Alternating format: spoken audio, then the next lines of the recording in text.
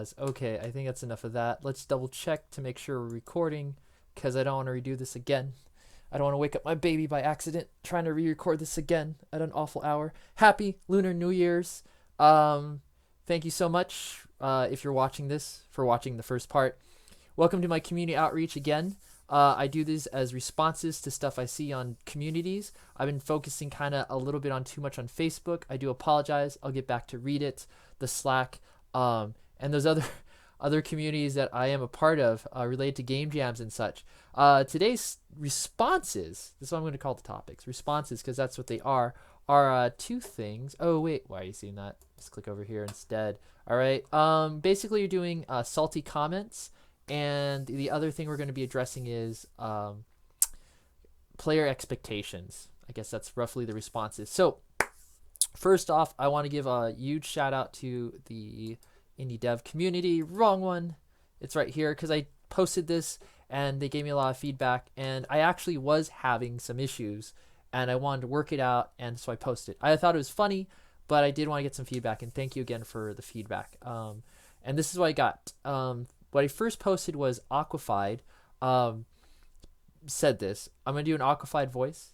I don't know how he sounds or she sounds, but this is it. This is the stupid, I'm not going to curse, thing I've ever seen. I should have given a warning that there might be cursing in this episode. So please, if you hate cursing or curse words, cover your eyes, cover your ears, and come back 10 minutes later. If you do, thank you. And my response was, but is the stupidest thing you ever played? Thanks for the feedback. And the reason I gave that was I was really trying to be positive about it. And I did appreciate, I found this comment that was posted funny, and I was actually looking forward to my first salty comment, and here it was. I want to frame it like a diploma. I feel it's like a rite of passage. Interestingly enough, his feedback wasn't the best. So he comes back with, he or she, I don't know, Zan Patilla, no. I will never even consider playing it. Not with devs that are most likely autistic, as I barely could say that. I'm probably a little autistic. So the thing is, you can look at the video. I might put a link. I should put more links to things. And yeah, we had a person who English is not their first language. The second language kind of play a person being stupid, not necessarily autistic, just kind of being bratish, if you would. And what's sad about this comment here is I don't know why it's highlighted. That wasn't me, but I had to kind of hide it. And the reason I hid this was I'm not a PC warrior or social justice warrior, but I do feel it is insensitive to compare us or anyone on the team for the Global Game Jam to autistic people. It's a disservice to autistic people. Okay, I should stop. And and that was another thing related to it. So I am going to be showing how to remove or hide the user comments. And I left this on here at first, but I guess I'm jumping around a little bit. But basically, I want to be positive, and I want to be positive like Stephen Colbert. He's my hero. Who he looks at all the bad things in the world, terrible stuff going on, and he gives a little bit lighthearted comedy to it. And by doing that, people are able to talk about the thing that is bothering them. And that's where I really felt my heart was in the right place when I gave this comment. Or I'm just going to deal with salty comments this kind of Stephen Colbert kind of way. And also just in regular professional positivism, regular professionalism and being McFunky Pants. If you don't know his stuff, you should check him out. He's a very oodles of positivity. If you tweet him, talk to him, or meet him, positive kind of comments that may come across as funny, but I want to be like that person. I want to be just 100% positive for anyone who gives me any feedback, especially if they play the game. Notably, this person did not play the game. Their comments are directed towards just the trailer. So as kind of what I want to show the internet, if you would, is how to filter through these comments. So we can hide the comment, and it's great because then that person feels their comment is still there, but it's hidden. And another thing too is like I'm not going to try to hide negative comments or reviews about games. I don't know what I'm going to do as so far as addressing them, but anything that's I totally believe in free speech, and I just feel that I'm going to try to address the gamer community in a more positive light, even if I get what I've noticed here by going through the automated filters, because I was debating about bringing his comment back. Again, these are exchanges thanks to the indie game community on Facebook, and I realized I don't like censorship, but at the same time, since this isn't like Grand Theft Auto, this isn't some horrible game that has a lot of cursing. I kind of want to keep it family friendly, especially since I'm having family actually play this, and one of the developers just had their mom play this. I don't think they need to see the F word, so I'm blocking the F word, and I'm just gonna hide this user's comments. And this is how you do it. You can block these words. I'm blocking the F word. What are other things that I don't like? Let me put Trump. Oh, I won't do that. Anyway, because again, free speech, and I hope he doesn't stop the free. Not going to be political about this. Not going to be political about this. Anyway, so that's what you can do. And the other thing too is that I initially wanted to like his comment, but I didn't because I didn't want to encourage the behavior. I'm not trying to be like what do you call it, a Twitch cam girl, if that's a reference. You know what I mean? Like, I'm not trying to react to this. I really want to just stay positive and kind of create positivity. So do that. Hope there's nothing sensitive that I just shown. Moderators don't know. I'm gonna pray save, and so that's basically gonna block anything that with the F word now, and I think that's cool. You know what? I got it. Let's just again. This should be the. I should give a warning. I'm just gonna put what other curse. I could put other curse words from other languages, but I'm not going to. Dumb? Nah, dumb's okay. I don't curse enough. Oh, you know what? Yeah, you know what? I'm just gonna leave it right here for now. I don't know. Again, I hope I don't get myself in trouble as I zoom into that. Okay. Again, I try to do these things live to save time. Apologies to social justice warriors or anyone else out there who I might offend. All right, so I clicked on that, got that covered. So the other thing I noticed about this problem, and this isn't like a huge thing, whoopsie, but it is something to consider. Not all gamers are devs, and this is a problem. I mean, it's not really a problem. It's just kind of like the situation it is. So like Matt Pat, as much as I love gamer theory, and I've been listening to gamer theory and movie and film theory, I don't really hear a lot of the industry stuff. So making a game, so forth and so on, the struggles to make one. Maybe I hear it a couple of times, but it's not really a reference to those things. And that's just kind of the overall vibe, right? Gamers are gamers. They don't have to be devs. A lot of gamers, like myself, have decided to become developers, which means less time for games. So sad about it. But it's just kind of like not everyone's going to be making games. So it's like this matter of time. So related to that matter of time, I want to address player expectations. And I think that's where a lot of comments that I may get, like on Newgrounds, so forth and so on, may be salty. And this is just in general if you have to deal with salty comments. I like salty. I think that's a good word. It means you have to cut down. So I'm going to throw out this word really quick. The idea is war.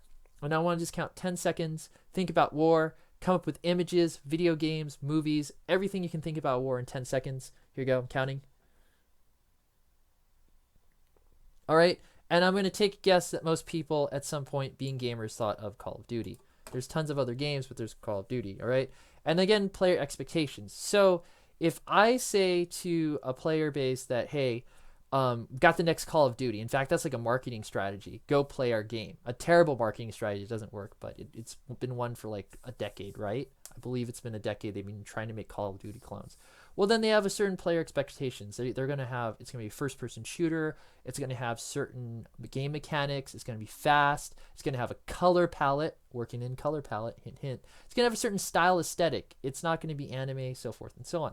So it's funny because when you think about indie games, I always think it's an indie, I-N-D-Y. I guess that's, should I like left click this? What do you got? Nothing. Ah, great. Anyway, so the idea of these indie games is that we don't really have to adhere to player expectations. We can create new experiences. That's kind of the charm of indie games that break what the norm is. So you think war, of course you think Call of Duty, but when I think war, I think this right here, this glorious masterpiece by Behemoth. I love this game. It's bit people. Look at that. That is a war. Try to explain this to somebody. It's a mess, right? It's a mess, but it's a beautifully organized mess. We've got British troops. I think that's a British ferry. Robots on one side fighting my troops, and the new founded American Republic on the other side. And yes, that is a spider lady. Only 6 legs, but whatever. Spider lady with a new U.S. troop, a new Minuteman on her back, I believe. It's a glorious mess. This is war, according to Behemoth. Not only is this war, this is a real-time strategy game, which I just absolutely love. I hope that at some point I have 300 hours before I die in this game. So that's war as an indie kind of, in looking at indie games, that could be considered war, and that can be considered an RTS. So the cool thing is that indie games in general don't have player expectations. However, that means that we'll probably get a crap load of comments, ideally, because we're not necessarily hitting certain player expectations. I mean, an RTS is still an RTS. Whoopsie. Churn-based. I do these things live. Not RTS, sorry. Churn-based. This is a churn-based game. Ugh. And so the thing is that, yeah, there's certain expectations to churn-based. And Behemoth has played with those mechanics and made a very fast-paced, churn-based game that goes incredibly fast. This is the fastest churn-based game I've played. It's faster than XCOM. It's amazing. I absolutely love this game. So that again is why we're probably gonna get certain weird things, because we're making things that players may not expect. So that's how I kind of take the comments going in with the weird games I want to make going forward. Now, kind of going back to player expectations, I wanted to hit a couple of posts. Oh, not that one yet. I found Grumbles. Here he is. I found you, Vinny. Vinny. I hope that's. I don't know how to say your last name. I'm not gonna try to butcher it. I hope that's Vinny in the first part. I wanted to talk about this last video about style, and so I'm looking at this, and so something I want to come across is this whole thing that it's what the players are going to expect. So if you're making kind of an MMO, and yeah, it's futuristic style, so forth and so on, medieval mixes with futuristic style, so that's cool. It doesn't really have to adhere to any type of player expectations, except now you have this whole thing of MMO, which now what do players expect from an MMO? And you've got to deal with some of those expectations and how you're going to play with it. The other thing I want to talk about, and this also relates to Yandra Dev, he brought up an interesting point, which I thought this was done like 2 generations ago. Because when I was growing up, manga and anime had a stigma on it, like a stigma. And unfortunately, it looks like manga and anime still have a stigma. So that's something else to consider. And this is, again, related to a choice of who you're trying to target, so forth and so on. There are just some people that if you make a manga and anime game will absolutely just not like it. And that's just the truth. As if you try to make a really realistic game, you know, there are also people that may not want to play that as well. So I'm just gonna throw that out there. And again, we also talked about style related to, within this post, related to, you know, tech. So again, I feel if you do something more cartoony, it's going to be easier on the tech. That's not necessarily true, but in most cases, I believe that is. Versus if you're going to render something very realistic. I think a hybrid between the two would be fantastic. I can see the one on the right being more cartoony, maybe more of a westernized or American mix between manga and realism. I think that would be great. So and I hope to see more future developments with this. Okay, not to go on too much. The other one I want to talk about was related to color palettes. And so like right here, let me click on this one. There's one of the comments was about it being mono colored, and it's not so much that it's mono colored. It's just that just you got to figure out your color template. I think that the first one, again, is going to be hard to see, but the rest of them are going to be fine. I want to come back to that really quick. with these things I've had. So like what's great here is that if you see in Pit People, and again, I'm not going to try to criticize specific games or call people out on things that they may have done wrong. That's not the point of these. The point of this is really just for us to have a conversation, me to interact with people, and to get better as a developer myself, and hopefully other people listening to this, it will remind them, or okay, enough, blah blah blah. Anyway, so the thing is as you've been ingesting this, visually digesting this color palette, is that you can see that all the colors that are bright, that are popping out for all the character factions, really complement the green background and the brown background. And this is achieved in two ways. It looks like it's achieved one through darker lines on the actual moving characters, and it looks like the backgrounds have lighter lines, thinner lines, and they don't have like super dark outlines. It's an old cartooning and comic trick. And the other thing is that mainly all the characters, this is kind of cheating. Their primary color is white and gray, a grayish red. So that means that any type of objects that get like the helmets or anything else that's added to the characters will still make the characters pop away from the one. Viso is that you want to also consider how your main characters are going to go with your backgrounds, as I stated before. And just a little bit review, I mean, you probably know this stuff. Just go to Pixel Joint. I don't want to spend too much time going into color palettes, but Pixel Joint was great. I think that looking at pixel art as a reference to what your limited color, I'm just going to click on this one, it looks nice. You know, what your limited color palettes are going to be is going to help out. And I would try different looks to decide what you want for your background colors, what you want your main characters to stand out, and then picking the common template for the background so that you always make sure your characters, no matter what faction or side, always pop out. I hope to see a repost as it progresses. That'd be nice later on. That would be beautiful. I think that covers it. Oh, a couple things about it. I had one last thing. I don't play Call of Duty. So I don't want to talk about it as much. But interestingly enough, I forgot the film techniques related to this. I'm thinking my kind of as others, and it just reads like an action movie to me. It looks like a military shooter from maybe the early 2000s, so forth and so on. And this again relates to player expectations. You know, this is what players expect from a Call of Duty game. And then when you go into outer space, right, they're not expecting Halo or some robots. And anyway, so yeah, I want to wrap this up. I think I'm stayed on topic for the most part of all my related tangents. So salty feedback. These are my notes. Not all gamers are devs. Players' expectations. Keep that in mind when you're putting stuff out there, that you may have a player who is used to certain things and it's not your game in particular. They just expect certain things. I think we can all agree though that all the games should work, and that is at least our job as a developer to make sure what we put out there works, excluding global game jams or game jam games where they're as is. Going to players who are not devs, the game should work at least. And I'm not gonna call out anybody on that, but if your game's not working and you're trying to sell it or something to someone, which is worse than just trying to get someone to play it for free, right? It should work. I'm just throwing that out there. Indie devs have more freedom from expectations, of course, and color palettes. Just keep that in mind when you're designing overall characters, themes, or worlds. What are the color palettes of the costumes of the characters versus the background, and how you're going to make those things pop?